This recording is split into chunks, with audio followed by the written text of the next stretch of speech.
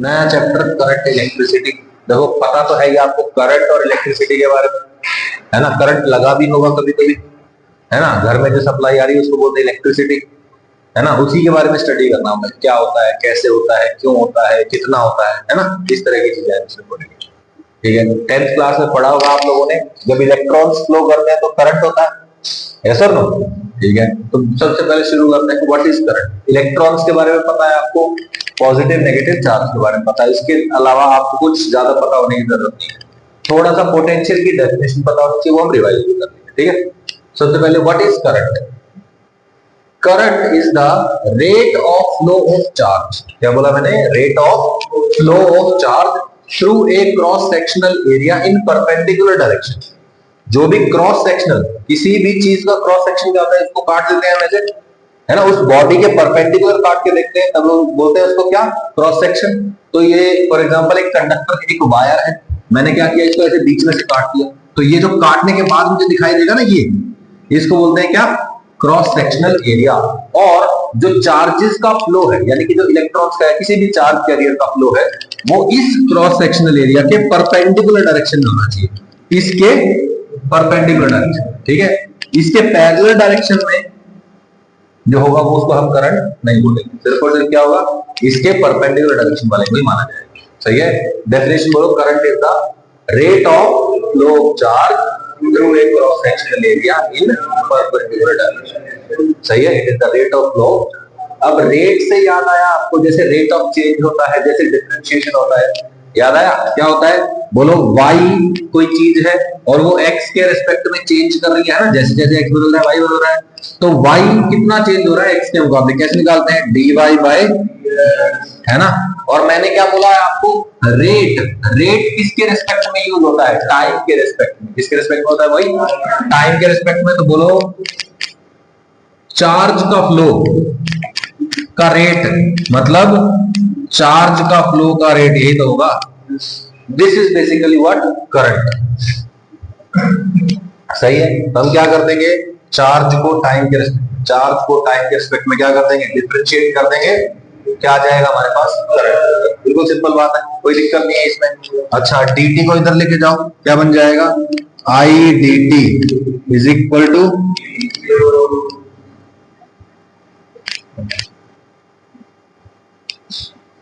Current time का area charge flow दे देगा। सही है, पढ़ा हुआ इस तरह की चीजें हमने थोड़ी थोड़ी। ठीक है, बहुत बढ़िया, ओके।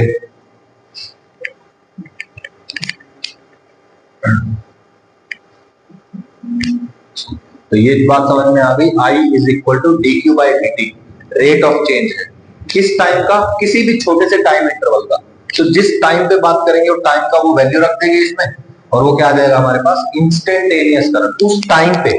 जैसे t इक्वल टू 3 पे करंट कितना है, t इक्वल टू 5 पे करंट कितना है, t इक्वल टू 1 पे करंट कितना है, वो आ जाएगा यहाँ। ठीक है, ओके। यूनिट क्या होती है, एम्पियर। क्या बोलते हैं, एम्पियर। और जो एम्पियर है, this is a fundamental unit, तो इसका डायमेंशन क्या हो जाएगा, सिंपली ए। ठीक है ना, याद है ना, current is a fundamental quantity. ठीक है, एवरेज करंट निकालना है तो total charge phloem divide by total time. जैसे एवरेज स्पीड क्या होता है, total distance by total time, ऐसे ही एवरेज करंट क्या होता है, total charge by total time. ठीक है, अब ये एक जनरल सर्किट है। ठीक है, जनरल सर्किट, इसमें आपको क्या क्या पता है, आपको ये पता है ये बैटरी होती है, 10th क्लास में पढ़ा हुआ है ना। ये नेगेटिव टर्मिनल होता है, ये पॉजिटिव टर्मिनल होता है। सही है, करंट यहां से जाता है ऐसे करके और ऐसे करके वापस आ जाता है। सही है, ये जो बैटरी है ये कैसी है, डीसी बैटरी है। कैसी बैटरी है भाई, डीसी मतलब डायरेक्ट करंट। ठीक है, दो तरह के करंट होते हैं, एक तो एसी और एक डीसी, अल्टरनेटिंग करंट और ये डायरेक्ट करंट। डायरेक्ट करंट क्या होता है, एक ही डायरेक्शन में चलता रहता है, और एसी डायरेक्शन चेंज करता रहता है, कभी इधर जाएगा, कभी इधर आएगा, कभी इधर, कभी इधर, कभी इधर, कभी इधर। समझ में आया, बिल्कुल सिंपल है। ठीक है, अच्छा, अब इसका बेसिक एक आइडिया ले लेते हैं। आप लोगों ने पानी की मोटर देखी होगी, पानी की मोटर क्या करती है, पानी इधर से ले रही है, इधर ले रही है। सही है, फॉर एग्जाम्पल एक ड्राइंग बना लेते हैं। ठीक है ना, ये आपका एक बेसिक मोटर है, इधर से पानी आ रहा है, इधर से पानी जा रहा है। ठीक है, ये क्या करती है मोटर, बोलो, इधर से पानी को खींचती है और इधर फेंक देती है ना। इधर क्या होता है, लो प्रेशर का पानी होता है, यस और नो। और ये क्या कर देता है, इसको हाई प्रेशर के वाटर में कन्वर्ट कर देता है ना। ऑब्वियसली ऐसा करने में इसको क्या करना पड़ता है, कुछ वर्क भी करना पड़ता है, कुछ ना कुछ इसको एनर्जी भी खर्च करनी पड़ती है ना। रियल लाइफ में देखा जाए तो इसको हम क्या देते हैं, इलेक्ट्रिकल एनर्जी देते हैं, और उस एनर्जी का यूज करके ये वर्क करता है, लो प्रेशर के पानी को हाई प्रेशर का पानी में तब्दील कर देता है, बदल देता है। सही है, ओके। अब एक नया सिस्टम सोचते हैं, ठीक है। मेरे पास एक पानी की मोटर है, ठीक है भाई, लो प्रेशर है, हाई प्रेशर है इधर, ओके। मैंने क्या किया, मैंने इस तरह का एक पाइप ले लिया, टेढ़ा मेढ़ा पाइप ले लिया ऐसे, ठीक है। फिर यहां मैंने क्या किया, फिर से ऐसे एक टेढ़ा मेढ़ा पाइप ले लिया, और ये ले जाके और मैंने यहीं पे जोड़ दिया, ठीक है।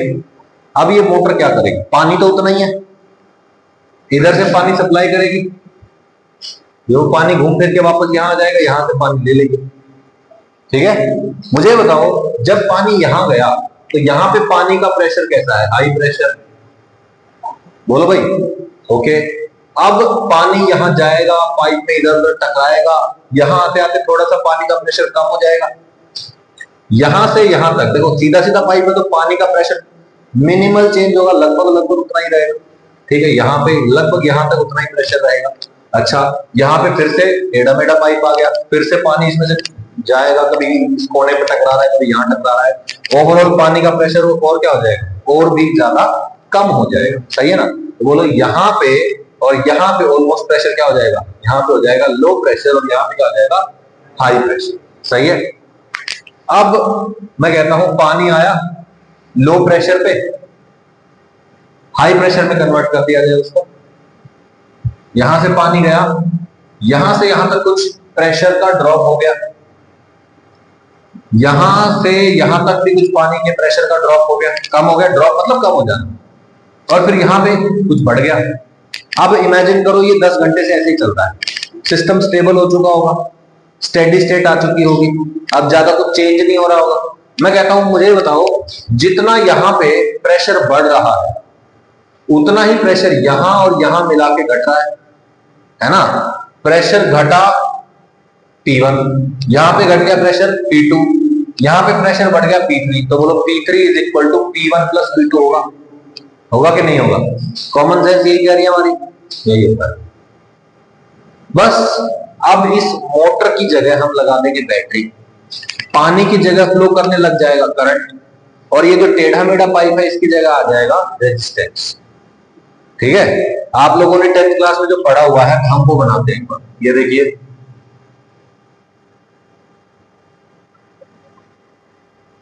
ऐसा कुछ पढ़ा है आप लोगों ने, प्लस माइनस, बोलो यहां से जैसे ही करंट गया इस रेजिस्टेंस की वजह से क्या होगा, वहां प्रेशर का ड्रॉप होता है, यहां पे पोटेंशियल का ड्रॉप हो जाएगा। क्या हो जाएगा भाई, पोटेंशियल का ड्रॉप हो जाएगा। यहां पे क्या है, लो पोटेंशियल, ठीक है। यहां पे क्या है, हाई पोटेंशियल, यहां से यहां तक कुछ प्रेशर गिर गया, मतलब पोटेंशियल गिर गया, यहां से यहां तक भी कुछ पोटेंशियल फिर से गिर जाएगा, यहां पे पोटेंशियल कुछ बढ़ जाएगा। तो जितना ये बढ़ रहा है उतना ही यहां पे घट रहा है, यस और नो, सही है कि नहीं है, क्लियर हो गई ये बात, ओके। मैं कहता हूं ये जो बैटरी है ना इसका पोटेंशियल है V, यहां पे ये जो रेजिस्टेंस है इसका प्रेशर ड्रॉप है V1, और यहां पे जो रेजिस्टेंस है इसके अक्रॉस प्रेशर ड्रॉप है V2, तो बोलो क्या आ जाएगा, V is equal to V1 plus V2, इतना गिरा है इतना बड़ा है, दोनों बराबर होंगे, सही है ना। बिल्कुल सिंपल सिंपल बातें कर रहे हैं हम, कोई मुश्किल वाली बात तो नहीं है, ठीक है, ओके, बहुत बढ़िया, ठीक है भैया। अब पहले बेसिक चीजें समझते हैं कि ये जो इलेक्ट्रॉन्स हैं, ये जो चार्ज है, ये जो करंट, ये एक्चुअली कैसे फ्लो करता है, ठीक है। तो यहाँ पे ये जो कंडक्टर है, ऑब्वियसली जो चार्जेस होते हैं वो कहां से फ्लो करते हैं, कंडक्टर के थ्रू ही फ्लो करते हैं, इंसुलेटर में कोई करंट का फ्लो नहीं होता, ठीक है ना। यहां से यहां तक हम बोलते हैं करंट फ्लो कर रहा है, और करंट फ्लो कर रहा है जिस डायरेक्शन में, उसी डायरेक्शन में पॉजिटिव चार्ज फ्लो कर रहा है, हम ऐसा मानते हैं। ठीक है, हमने क्या बोला, यहां से पॉजिटिव चार्ज निकला, ऐसे गया, और यहां से होते हुए वो कहां चला गया, नेगेटिव टर्मिनल पे चला गया। सही है। अच्छा बस सर, आप तो कह रहे थे ये पोटेंशियल का होता है, कुछ पोटेंशियल पोटेंशियल कर रहे थे, जैसे 12 वोल्ट की बैटरी है, 10 वोल्ट की बैटरी है, 5 वोल्ट की बैटरी है ना। बैटरी के अक्रॉस क्या होता है, वोल्टेज होती है। वोल्टेज मतलब ये हो गया लो पोटेंशियल, और ये क्या हो गया, हाई पोटेंशियल। पोटेंशियल मतलब, पोटेंशियल पिछला डेफिनेशन याद करो, क्या होता है potential, it is the work done infinity से एक पॉइंट तक लाने में, है ना। अच्छा अब देखो यहां पे एक पॉजिटिव चार्ज रखा हुआ, ठीक है, इंफिनिटी से मैं ए पॉइंट तक एक चार्ज को लेके आया, पॉजिटिव चार्ज को लेके आया, मैंने 10 जूल वर्क किया, सही है, और एक पॉइंट है बी पॉइंट, मैं उसी चार्ज को अगर बी पॉइंट तक लेके आऊंगा तो यहां तक लाने में कितना वर्क करना पड़ेगा, 10 से ज्यादा कि 10 से कम, 10 से कम करना पड़ेगा। सोचो ना, मैं इंफिनिटी से लेके आ रहा हूं चार्ज को, लेके आ रहा हूं, लेके आ रहा हूं, लेके आ रहा हूं, यहां तक मैंने कुछ वर्क किया, ठीक है, यहां से यहां तक जाने में बोलो ये मेरे पे ऑपोजिट डायरेक्शन में फोर्स लगाएगा, मेरे को और ज्यादा धक्का मार के डिस्प्लेसमेंट करना पड़ेगा, मतलब मेरे को एनर्जी लगानी पड़ेगी, मतलब ज्यादा वर्क करना पड़ेगा, मतलब यहाँ का पोटेंशियल क्या हो जाएगा, ज्यादा। सही है, बोलो यहाँ का पोटेंशियल क्या होगा, कम, लेट से 5 जूल, ठीक है, वर्क कितना हुआ है पर कूलम हो जाएगा, 5 वोल्ट हो जाएगा। अच्छा अब मुझे बताओ, अगर मैं ए पॉइंट पे एक पॉजिटिव चार्ज रखा, उसको छोड़ दूं तो वो कहां जाएगा, बी पॉइंट की तरफ जाएगा।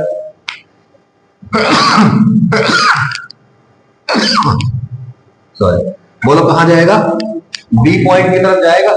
क्यों, क्योंकि यहां पे पॉजिटिव चार्ज है ना, ये कौन सा है पॉइंट, हाई पोटेंशियल का पॉइंट, और ये क्या है, लो पोटेंशियल का पॉइंट। तो बोलो पॉजिटिव चार्ज कहां से कहां जाता है, हाई पोटेंशियल से लो पोटेंशियल। याद दिलाओ मेरे को, हाई पोटेंशियल से लो पोटेंशियल कौन जाता है, पॉजिटिव चार्ज। और नेगेटिव चार्ज होता तो बोलो, अगर मैं यहां पे नेगेटिव चार्ज रख दूं तो वो कहां जाएगा, इधर आएगा ना अट्रैक्ट होके। क्यों, क्योंकि यहाँ पे लो पोटेंशियल है और यहाँ पे क्या है, हाई पोटेंशियल। तो negative charge moves from low potential to high potential, और पॉजिटिव चार्ज मूव्स फ्रॉम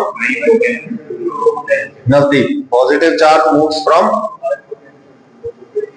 और negative charge, Jatin positive charge,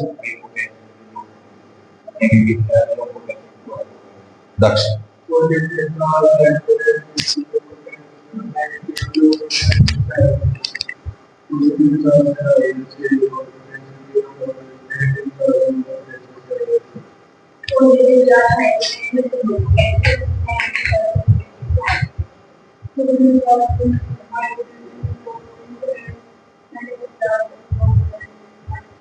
सही है, क्लियर हो गई बात।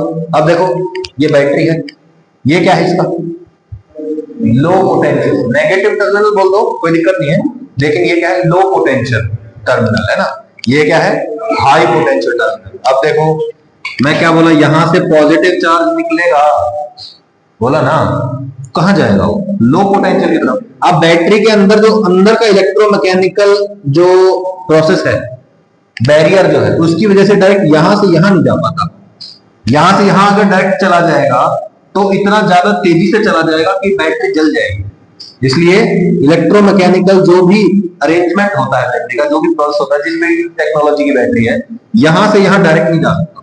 तो बोलो कहां से कहां जाएगा, बोला यहां से मुझे अंत में यहां जाना है, रास्ता मुझे कहीं यहां से मिल रहा है, तो हम यहां से चले जाएंगे ना। तो पॉजिटिव चार्ज यहां से निकलेगा, यहां से निकलेगा, यहां से जाएगा, यहां से जाएगा, इधर जाएगा, इधर जाएगा, इधर जाएगा, और यहां चला जाएगा। सही है। इस पूरे सर्किट में, सर्किट मतलब ये जो करंट को मिलने वाला रास्ता है, ठीक है, इस रास्ते में सबसे लो पोटेंशियल का पॉइंट कौन सा है, यही तो है। तो पॉजिटिव चार्ज जो यहां से निकलेगा वो इवेंचुअली कहां पहुंचेगा, यहां पहुंचेगा, करंट यहां पहुंचेगा। सही है। असल में कभी भी पॉजिटिव चार्ज तो मूव करता नहीं है, जैसे हमने एटम्स वगैरह पढ़े हुए, पॉजिटिव चार्ज तो न्यूक्लियस के अंदर होता है, वो फ्री टू मूव नहीं होता, लेकिन इलेक्ट्रॉन्स जो है वो आउटर शेल में होते हैं, वो फ्री टू मूव होते हैं। कंडक्टर्स में बहुत सारे फ्री इलेक्ट्रॉन्स होते हैं ना। तो असल में क्या होता है, यहां से नेगेटिव चार्ज यानी कि इलेक्ट्रॉन्स यहां से एक्चुअली यहां से निकल के और ऐसे ऐसे करके और पॉजिटिव टर्मिनल की तरफ जाते हैं रियलिटी में। लेकिन हम क्योंकि बहुत टाइम से यही कन्वेंशनली चला आ रहा है, तो हम क्या बोलेंगे कि पॉजिटिव चार्ज का फ्लो मतलब करंट, और करंट कहां से निकलता है, पॉजिटिव टर्मिनल से निकलता है और नेगेटिव टर्मिनल में एंटर होता है। रियल लाइफ में आप ये मत सोचिएगा कि पॉजिटिव जो टर्मिनल है उसमें से करंट आ रहा है ना। जब भी मान लो गाड़ी की बैटरी है, मान लो गाड़ी में कुछ रिपेयर कर रहे हैं, कार में रिपेयर कर रहे हैं, तो हम हमेशा क्या करते हैं, पॉजिटिव टर्मिनल नहीं हटाते, क्या हटाते हैं, नेगेटिव टर्मिनल हटा के फिर काम करते हैं ताकि हमें करंट वगैरह ना आए। ठीक है, अगर कभी भी हाई पोटेंशियल की बैटरी आपको मिल जाए तो कभी भी उसके पॉजिटिव को छूने से नहीं डरना है ज्यादा, लेकिन नेगेटिव को बहुत ध्यान से हैंडल करना है, क्योंकि करंट यानी कि इलेक्ट्रॉन्स जो है वो कहां से आते हैं, नेगेटिव टर्मिनल। समझ में आया? हम करंट कहां मानते हैं, पॉजिटिव टू नेगेटिव, क्योंकि यही चला आ रहा है बहुत पहले से। ठीक है, कोई दिक्कत? ठीक है भाई, ओके ठीक है। अब मान लीजिए रास्ते में एक कंडक्टर जो है वो कनेक्टेड है, ये जो वायर्स है ना, इधर हम क्या मानते हैं, ये जो वायर्स है, वायर्स का कोई रेजिस्टेंस नहीं है, लेकिन एक्चुअली रेजिस्टेंस होता है। हम कहते हैं कि भैया अब इतना ज्यादा कम है कि उसको कैलकुलेशन में नहीं दे रहे। ठीक है, तो यहां से यहां तक कोई रेजिस्टेंस नहीं, जो रेजिस्टेंस कनेक्टेड है एक्चुअली वही रेजिस्टेंस मानी जाएगी। ठीक है, अच्छा मैंने क्या बोला कि एक बैटरी लगी हुई है और ये बड़ा सा मैंने कंडक्टर यहां पे कनेक्ट कर दिया है। कंडक्टर जो है that is made up of some metal. ठीक है, it has a lot of free electrons. क्या है भाई, it has a lot of free electrons. आपको फ्री टू मूव है, फ्री टू मूव है तो वो इधर उधर चलेंगे, जिधर फोर्स लगेगा उधर ही चल पड़ेंगे। सही है ना? मुझे बताओ इसके अंदर जो इलेक्ट्रॉन्स हैं वो कहां जाना चाहेंगे, नेगेटिव की तरफ या पॉजिटिव की तरफ? पॉजिटिव की तरफ जाएंगे। अरे भाई नेगेटिव चार्ज पॉजिटिव की तरफ अट्रैक्ट होता है ना, यहाँ पे बहुत सारा पॉजिटिव चार्ज है ऐसा मान लो, यहाँ पे बहुत सारा नेगेटिव चार्ज है, ये भी मान सकते हो, कोई दिक्कत नहीं है ना। जहां बहुत ज्यादा पॉजिटिव चार्ज होगा वहां पे हाई पोटेंशियल, जहां पे बहुत सारा नेगेटिव चार्ज होगा वहां पे लो पोटेंशियल। ठीक है, ओके, तो बोलो वो चार्ज यहां जाना चाहेगा। अब जैसे ही यहाँ के इलेक्ट्रॉन्स इधर जाना चाहेंगे, बोलो क्या यहाँ पे कोई कमी हो जाएगी इलेक्ट्रॉन्स की, तो इधर से और इलेक्ट्रॉन्स आने भी पड़ेंगे। सही है, ऐसा भी बोल सकते हो आप कि ये पॉइंट कैसा है, हाई पोटेंशियल, ये पॉइंट कैसा है, high potential, and this point is connected to low potential. सही है, बोलो positive charge negative charge, electric field lines याद है आपको, कहां से शुरू होती है, पॉजिटिव चार्ज से नेगेटिव की चार्ज तरफ, है ना। तो पॉजिटिव से शुरू होती है, नेगेटिव पे खत्म होती है, तो बोलो इलेक्ट्रिक फील्ड का डायरेक्शन ऐसा हो गया। अब इसके अंदर ऐसा मान लेते हैं कि जो पॉजिटिव चार्ज है उस पे फोर्स लगेगा, पॉजिटिव चार्ज पे कहां फोर्स लगता है, इन the direction of electric field, और नेगेटिव पे ऑपोजिट टू इलेक्ट्रिक फील्ड। तो पॉजिटिव चार्ज पे इधर फोर्स लगेगा और जो एक्चुअली नेगेटिव चार्ज है उस पे इधर की तरफ फोर्स लगेगा, तो नेगेटिव चार्ज सारा अट्रैक्ट होकर इधर की तरफ चला जाएगा। सही है, अल्टरनेटिवली ऐसे बोल सकते हैं पॉजिटिव चार्ज उधर चला जाएगा। असल में इलेक्ट्रिक चार्ज जो है वो इलेक्ट्रॉन्स की वजह से ही तो हो रहा है ना करंट का फ्लो, तो इलेक्ट्रॉन्स मूव कर रहे हैं, लेकिन हम क्या बोल रहे हैं, इलेक्ट्रिक फील्ड की डायरेक्शन में पॉजिटिव चार्ज फ्लो कर रहा है। समझ में आया?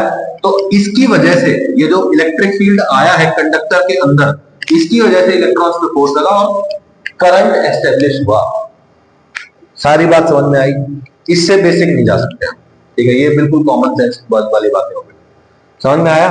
ठीक है, अब कितनी फोर्स लगती है, कितना करंट होता है, क्या होता है, वो हम आगे देखेंगे। ठीक है, ये बात क्लियर हो गई है यहाँ पे? ठीक है, तो जब बैटरी से किसी कंडक्टर को कनेक्ट किया जाता है तो उसमें इलेक्ट्रिक फील्ड एस्टेब्लिश हो जाता है। क्या एस्टेब्लिश हो जाता है भाई? ठीक है, और इसकी वजह से जो चार्ज कैरियर्स हैं कंडक्टर के अंदर उन पे फोर्स लगता है और वो क्या करते हैं, इधर उधर मूव करते हैं। ठीक है, positive charge in the direction, negative charge opposite to the electric field. सही है भाई? Although the current is caused by the flow of electrons, the direction of current is considered in the direction of flow of positive charge, है ना। हालांकि current किसकी वजह से होता है, इलेक्ट्रॉन्स की वजह से, लेकिन हम क्या मानेंगे, पॉजिटिव चार्ज की वजह से करंट फ्लो हो रहा है, that is opposite to the direction of electrons. Electron से ऑपोजिट डायरेक्शन में करंट का फ्लो मानते हैं। ठीक है, इफ पॉजिटिव चार्ज इस डायरेक्शन में जा रहा है तो करंट इसी डायरेक्शन में जा रहा है ना। जिधर पॉजिटिव चार्ज जा रहा है उधर ही करंट माना जाएगा। और अगर नेगेटिव चार्ज इधर जा रहा है तो करंट इधर माना जाएगा। सही है, बिल्कुल सिंपल, साधारण, कॉमन सेंस हो गई है। ठीक है, current has both magnitude and direction. Current क्या है भाई? स्केलर क्वांटिटी, लेकिन उसके पास क्या होता है? मैग्नीट्यूड और डायरेक्शन दोनों होते हैं। ऐसा नहीं है कि सर जो वो हमने डेफिनेशन पढ़ी थी वेक्टर की 9th क्लास में, those quantities which has magnitude and direction are called vector quantities. नहीं, हमेशा ट्रू नहीं। करंट का एग्जांपल देख लो, मैग्नीट्यूड होगा कि भैया 5 एम्पियर करंट है, 10 एम्पियर करंट है, 4 एम्पियर करंट है, और डायरेक्शन कहां इधर से इधर है। लेकिन करंट क्या है? Scalar quantity. मैग्नीट्यूड डायरेक्शन है लेकिन फिर भी क्या है? Scalar quantity. क्यों? क्योंकि ये वेक्टर के नियम को फॉलो नहीं करता, वेक्टर लॉज को फॉलो नहीं करता। ठीक है, current has both magnitude and direction but current is scalar quantity because it does not follow the vector laws. ठीक है, वेक्टर के नियम कानून नहीं मानेगा वो वेक्टर नहीं कहलाएगा। जैसे इंडिया का कोई पर्सन अगर इंडिया के नियम कानून नहीं मानेगा तो उसको इंडियन बोलेंगे क्या? ओरिजिनली नहीं बोलेंगे ना, है ना, दिल से नहीं बोलेंगे ना, वही बात है। ठीक है, मैग्नीट्यूड डायरेक्शन है उसके पास, शक्ल है उसकी मैग्नीट्यूड डायरेक्शन होने के कारण वेक्टर जैसी, लेकिन कानून नहीं मानेगा तो नहीं मानेगा। अच्छा, कानून को क्यों नहीं मानते? अच्छा, आप लोगों ने पढ़ा होगा किरचॉफ्स करंट लॉ, है ना। जैसे पानी का एग्जांपल ले लो, मान लो एक पाइप है इधर, ठीक है, और एक पाइप है इधर, ऐसे इधर से पानी आ रहा है, इधर से पानी आ रहा है, इधर पानी जाएगा। बोलो जितना अंदर पानी आ रहा है उतना ही पानी बाहर जाएगा। सही है, मैं कहता हूं ये अब वायर्स हैं, जितना करंट इधर से आ रहा है प्लस जितना करंट इधर से आ रहा है इज इक्वल टू जितना करंट इधर जाएगा, है ना। अब वेक्टर के नियम क्या कहते हैं कि जैसे ही हम किसी वेक्टर की डायरेक्शन चेंज कर देंगे वैसे ही वेक्टर चेंज हो जाएगा, रिजल्टेंट भी चेंज हो जाएगा। इमेजिन करो मैंने इस पाइप को पकड़ के थोड़ा सा टेढ़ा कर दिया, तो क्या यहां से आने वाला पानी चेंज हो जाएगा? क्या इधर जाने वाला पानी चेंज हो जाएगा? ये तो जितना था उतना ही रहेगा। बोलो तो क्या ये वेक्टर के नियम कानून माने इसने? नहीं ना। सेम टू सेम किसके लिए वैलिड रहेगा? करंट के लिए। इधर से 2 एम्पियर आ रहा था, इधर से 3 एम्पियर आ रहा था, इधर 5 एम्पियर जा रहा था, इसको हिला दिया थोड़ा सा तो क्या अभी भी 5 जाएगा? यस, इधर से अभी भी 3 आएगा, इधर से 2 आएगा। समझ में आया ना? क्लियर? वर्ड टू वर्ड एक एक शब्द समझ में आ रहा है। ठीक है, ओके। अब ये देखो डिफरेंशिएशन वाली वही बेसिक इक्वेशन आ गई। क्या? I is equal to D Q by D T, we get D T को उधर ले आओ, D Q is equal to I D T, integrating both sides क्या आ जाएगा? Integral D Q is equal to I D T. सही है। अच्छा बोलो, जैसे ही हम बोलते हैं कि a is equal to d y by d x, इसका मतलब क्या है कि वाई एक्स ग्राफ की स्लोप a क्वांटिटी देगी। यस और नो? बोलो जैसे ही मैं बोला d Q by D T is equal to I, क्या हो गया? चार्ज टाइम ग्राफ की स्लोप क्या देगा? करंट। सही है। फिर हमने इसको इंटरचेंज करके dt इधर लेके गए, इंटीग्रेट किया, dq का इंटीग्रेशन डेल्टा क्यू। सही है, मतलब स्मॉल चेंज इन करंट या स्मॉल फ्लो ऑफ करंट का इंटीग्रेशन किया तो लार्ज फ्लो ऑफ करंट आ गया, तो लार्ज फ्लो ऑफ चार्ज आ गया, is equal to integral I dt। बोलो ये क्या बन गया? आई और आई यानी कि करंट और टाइम का जो ग्राफ होगा उसका एरिया आपको क्या देगा? टोटल चार्ज जो फ्लो हुआ है। सही है। Delta Q is equal to integral I D T is equal to क्या बोलेंगे? Area under the I T curve gives the charge flown. सही है, कोई दिक्कत? बिल्कुल सिंपल है। ठीक है, charge flowing through a cross sectional area is given by Q is equal to 2t square plus 3t minus 6। बोलो, देवांशु भी नहीं आया आज, वाई?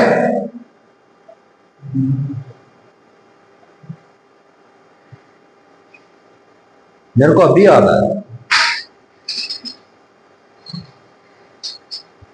तुम लोग 8 जने हो क्या 12th में?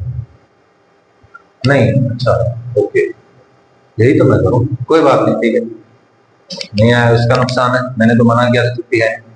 ठीक है, Q is equal to 2t square plus 3t minus 6। ठीक है, चार्ज टाइम का फंक्शन दे दिया, चार्ज को डिफरेंशिएट करेंगे क्या आ जाता है? करंट आता है। तो क्या पूछ रहा है? Find current as a function of time. इसका डिफरेंशिएशन dq बाई dt यही होता है I, इसका डिफरेंशिएशन करो क्या बनेगा? 4t प्लस 3 आ गया। सही है। फिर पूछ लेगा find current at t equal to 2 second. बोलो करंट का फॉर्मूला ये है, बोल रहा है t इक्वल टू 2 सेकेंड होंगे तब करंट कितना होगा, तो टाइम की जगह कितना रख दो, 2 रख दो, आ जाएगा आंसर। सही है, बिल्कुल सिंपल। ठीक है, फाइंड मैक्सिमम और मिनिमम वैल्यू ऑफ करंट। ठीक है भाई, अब देखो कह रहा है कि करंट का मैक्सिमम वैल्यू बताओ। करंट का मैक्सिमम वैल्यू, जैसे जैसे टाइम बढ़ रहा है, बोलो जैसे जैसे टाइम बढ़ेगा करंट का वैल्यू भी बढ़ेगा, है ना। यानी कि मैक्सिमम या मिनिमम वैल्यू डिफाइंड नहीं है, डिफाइन नहीं कर सकते ना। बोलो जैसे जैसे टाइम बढ़ाते रहेंगे बढ़ाते रहेंगे बढ़ाते रहेंगे, इंफिनिटी तक बढ़ता ही रहेगा अकॉर्डिंग टू दिस फॉर्मूला। तो इसका मतलब क्या हुआ कि maximum value is not defined. अच्छा, मिनिमम वैल्यू बोलो।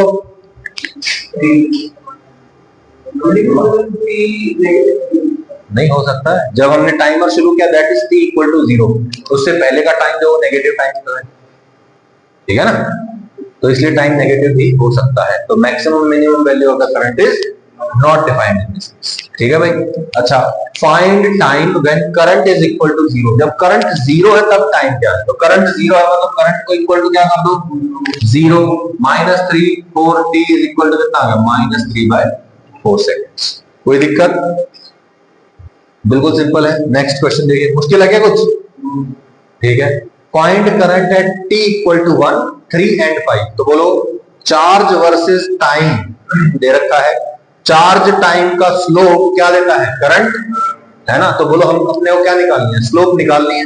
बोलो t इक्वल टू 3 सेकेंड्स पे स्लोप 0 है, तो t इक्वल टू 3 पे व्हाट इज द करंट, 0। सही है। अच्छा ये देखो t इक्वल टू 1 सेकेंड पे करंट कितना, मैं कहता हूं यहां पे जो स्लोप है वो निकाल लो। स्लोप क्या होता है, y का चेंज डिवाइड बाय x का चेंज, याद है ना स्लोप का डेफिनेशन। y का चेंज कितना है बोलो, 4 divide by 2। What is the answer, 2 ampere is the answer.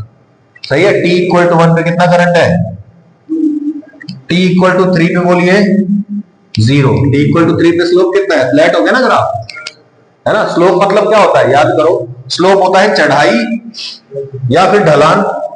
अगर चढ़ाई है तो क्या बोलेंगे, पॉजिटिव स्लोप 0। सही है ना। तो बोलो यहां पे स्लोप क्या होगी, नेगेटिव हो जाएगी। तो बोलो यहां पे t इक्वल टू 5 पे व्हाट इज द करंट, बोलो change in y by change in x, बोलो 4 डिवाइड बाय 2। लेकिन ये घट रहा है इसलिए क्या बोलेंगे, -2 इसका आंसर। कोई दिक्कत, current is equal to minus. दोबारा बताना है क्या, पक्का?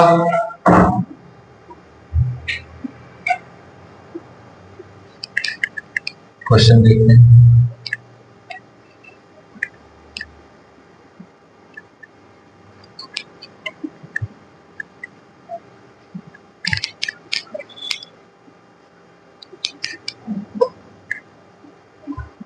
Find charge flown t equal to 0 to 10 seconds. ये 0 है, 10 सेकेंड्स तक कितना चार्ज फ्लो हुआ है। कौन सा ग्राफ है ये, आई टी, करंट और टाइम का जो एरिया होता है वो क्या देता है, चार्ज फ्लो देता है। तो 0 से लेके यहां तक का एरिया निकालो। सही है, दिख रहा है ये क्या है आपको, ट्रेपीजियम दिख रहा है। ट्रेपीजियम का एरिया था 1/2 into sum of parallel sides into height. तो हाइट कितनी है, जैसे 3, सम ऑफ पैरेलल साइड्स ये निकाल लो, दिस प्लस दिस, ठीक है, इंटू 1/2 आ जाएगा आंसर।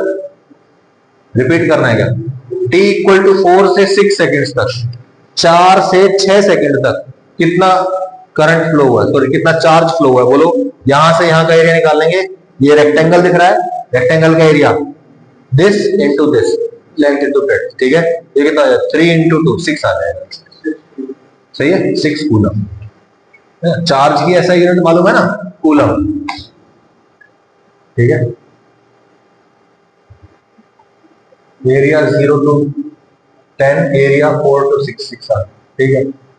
ये क्या बोल रहा है, एवरेज करंट 0 से 10 सेकेंड तक। एवरेज करंट क्या होता है भाई, total charge by total time. तो टोटल चार्ज आ गया था, डिवाइड बाय 10 कर देंगे तो एवरेज करंट आ जाएगा 0 से 10 का। और 2 से 8 सेकेंड्स तक एवरेज करंट क्या होगा, तो 2 से 8 सेकंड तक का टोटल चार्ज निकालो, डिवाइड बाय टोटल टाइम कितना है 6 सेकंड, तो आ जाएगा आंसर 3 एम्पियर, यहाँ पे 2.4 आ जाएगा ना, बताने की जरूरत है, पक्का ना, ठीक है ओके। अब देखिए ये नया क्वेश्चन है आपके लिए, थोड़ा सा सोचना पड़ेगा, सॉल्यूशन को देखे बिना सोचेंगे तो, an electron is revolving in a circular path as shown with angular velocity omega. यहाँ पे कौन है, एक इलेक्ट्रॉन है जो आर रेडियस के सर्कुलर पाथ पे घूम रहा है, जैसे इलेक्ट्रॉन कहां घूमता है, न्यूक्लियस के चारों तरफ घूमता है ना, वैसे ही घूम रहा है ये, और इसकी एंगुलर वेलोसिटी, एंगल को कवर करने की वेलोसिटी जो है वो कितनी है, omega. Find equivalent current of electron, ये जो इलेक्ट्रॉन है फ्लो कर रहा है, और जब इलेक्ट्रॉन फ्लो करता है तो हम बोलते हैं कि करंट फ्लो कर रहा है।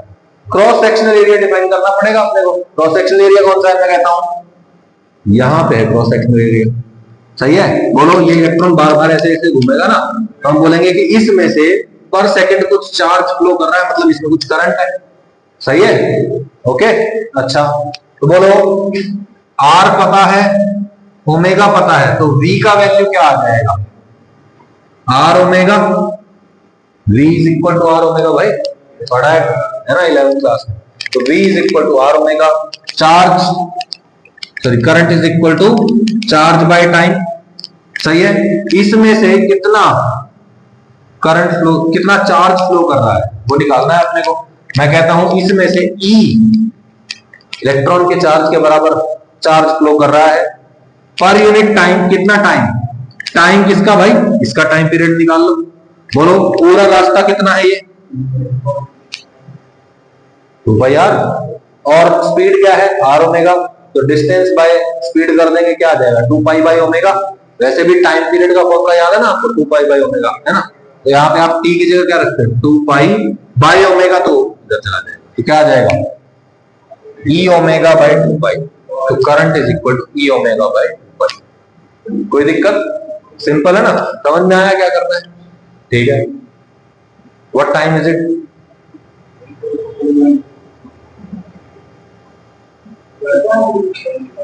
$21, right?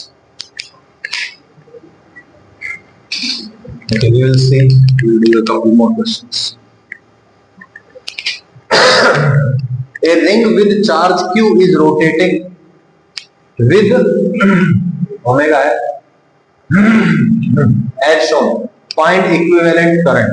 ठीक है, क्या बोल रहा है, एक रिंग है, रिंग के ऊपर चार्ज कितना है Q, ठीक है, और कितने एंगुलर वेलोसिटी घूम रही है ओमेगा से। Find equivalent current, equivalent current क्या होगा, देखो मैं कहता हूं यहां पे एक क्रॉस सेक्शनल एरिया मान लो, इस क्रॉस सेक्शनल एरिया में से जितना भी चार्ज फ्लो करेगा दैट इज करंट, सही है, इस हिसाब से निकालेंगे, कहां हो गया है, यही है ना, ठीक है। मुझे बताओ जब ये रिंग पूरा एक चक्कर काट देगी, इस पूरी रिंग पे चार्ज कितना है क्यों, तो जब ये पूरा एक चक्कर लगा देगी तब इस क्रॉस सेक्शनल एरिया से कितना चार्ज गुजर चुका होगा, टोटल क्यू के बराबर ही तो गुजर चुका होगा भाई। देखो ना भाई, मान लो यहाँ पे छोटे छोटे छोटे छोटे छोटे छोटे चार्ज एलिमेंट है, अब पूरा एक चक्कर काट दिया है तो टोटल चार्ज कितना पास हुआ है, जितना टोटल चार्ज इसके ऊपर है दैट इज क्यू, सही है। तो बोलो current is equal to charge divide by time period, time period कितना, एक रोटेशन का, है ना, क्योंकि एक रोटेशन में क्यू अमाउंट ऑफ चार्ज तो फ्लो कर रहा है, तो बोलो क्यू और टी की वैल्यू कितनी आ जाएगी 2 pi by omega, Q omega by 2 पाई इसका आंसर, सही है भाई, बिल्कुल सिंपल है ओके ऑलराइट।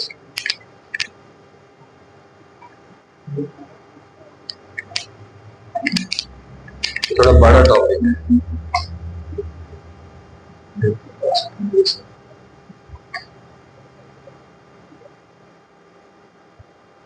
ये फिर अगली क्लास में करते हैं, ठीक है। बस आपको क्या पता होना चाहिए, देखो बेसिक में आपको वो 2-3 चीजें याद दिला देता हूं, ठीक है।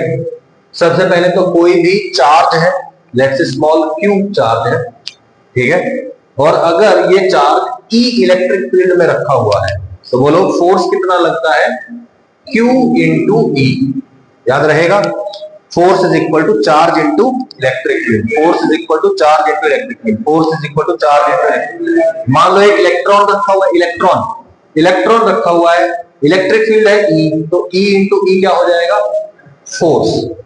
न्यूटन का सेकंड लॉ याद होगा आपको, फोर्स इज इक्वल टू क्या होता है, मास इनटू एक्सेलरेशन, सही है। तो फोर्स इसके बराबर है और फोर्स का जनरल फॉर्मूला है मास इनटू एक्सेलरेशन। तो बोलो सिर्फ इतना याद रखते हैं, देखो क्या आएगा, ma is equal to E, m को इधर ले आओ, एक्सेलरेशन कितना आ जाएगा, e बाय m, सही है। एक्सेलरेशन पता चल गया ना, इक्वेशन ऑफ मोशन याद करवाओ, क्या क्या इक्वेशन होती थी, v is equal to u plus at, s is equal to ut plus half at square, v square minus u square is equal to 2as। अब देखो एक्सेलरेशन का ये वैल्यू हमें यहां पुट करना पड़ता है फर्स्ट इक्वेशन में, ठीक है। और फिर हम देखते हैं कि किस तरीके से, ऑब्वियसली किसका एक्सेलरेशन, इलेक्ट्रॉन का एक्सेलरेशन यहां रखा, तो ये वेलोसिटी जो आएगी वो किसकी आएगी, इलेक्ट्रॉन की तो आएगी। तो इलेक्ट्रॉन की वेलोसिटी निकालने के लिए हम ये चीजें यूज करते हैं। अब आपको ये पता होना चाहिए कि एक्सेलरेशन ये होता है, ठीक है ना, ये यहां से आया और ये यहां से आया, ठीक है, इसको कंपेयर करके ये आंसर है, फिर वहां से ये आएगा, सही है, सही है ना। तो कितना वेलोसिटी होगा। अब जैसे इलेक्ट्रॉन्स क्या कर रहे हैं, रैंडम मोशन कर रहे हैं, वो कभी इधर है कभी इधर है कभी इधर है, ऐसे घूमते रहते हैं, है ना, बहुत रैंडम कुछ भी चलता रहता है, कुछ कोई भी आ रहा है, ठीक है। अब वो इलेक्ट्रॉन, एक इलेक्ट्रॉन को पकड़ लो, वो कहां जा रहा है, मान लो इस डायरेक्शन में जा रहा है, वहां कोई न्यूक्लियस मिल गया, ठीक है, या कोई एटम मिल गया, उससे टकरा के कहीं और भाग जाएगा, फिर वहां कोई और एटम मिल जाएगा, फिर वहां से वहां भाग जाएगा, ऐसे ऐसे ऐसे ऐसे टकराता रहेगा, सही है ना, याद रहेगी ये बात, बिल्कुल सिंपल है। तो अगर ये याद रहेगा तो फिर हम कल कंटिन्यू कर पाएंगे, ठीक है। Thank you for your time. ये जो भी मैंने पढ़ाया है ये एटलीस्ट 2 टाइम्स रिवाइज करके आना है, एटलीस्ट 2 टाइम्स, हर रोज जो भी मैं पढ़ाऊंगा, every day you have to revise whatever I teach you in the class at least 2 times, 2 बार पढ़ लो उसको।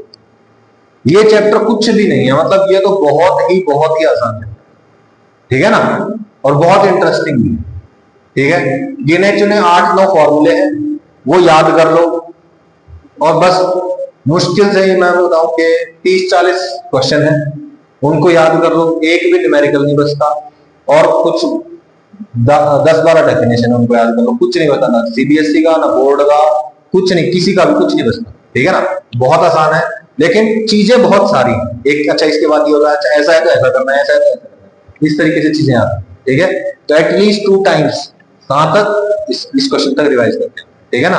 मैं पूछूंगा सवाल आप लोगों से।